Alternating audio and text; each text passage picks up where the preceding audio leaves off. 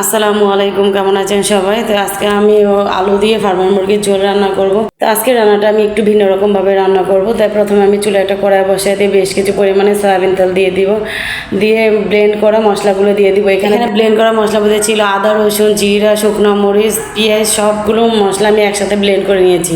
তো এইভাবে ব্লেন্ড করে রান্না করলে যে কোনো মাংস বা মাছ খেতে খুবই মজা লাগে। এই মশলার সাথে আমি লবণ, হলুদের গুঁড়া, সামান্য একটু মরিচের গুঁড়া কালারের জন্য দিয়ে দিয়েছি, এলাচ, দারচিনির সাথে দিয়েছি। দিয়ে আমি 10 মিনিটের মতো ভালোভাবে মশলাটা আমি ঢাকনাতে ঢেকে কষিয়ে নিয়েছি।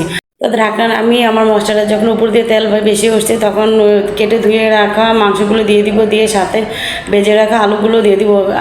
আলুটা একটু সামান্য তেল দিয়ে ভেজে নিয়েছিলাম।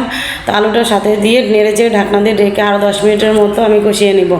তো মাংসটা যখন ভালোভাবে কষানো হয়ে যায় তখন পরিমাণ মতো ঝোলের পানি দিয়ে দিব। তো তরকারিটা একটু ঝোল বেশি দিয়েছি আমি, যেহেতু একটু ঝোল ঝোল রাখবো।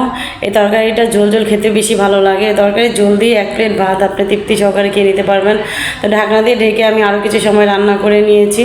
তো রান্নাটা যখন আমার পুরোপুরিভাবে হয়ে গিয়েছে তখন উপর দিয়ে কিছু ভাজা জিরার গুঁড়া দিয়ে নামিয়ে নিব। তরকারিটা দেখতেই দেখেন কতটা লোভনীয় হয়েছে, আর খেতেও এত মজা হয়েছে কি বলবো।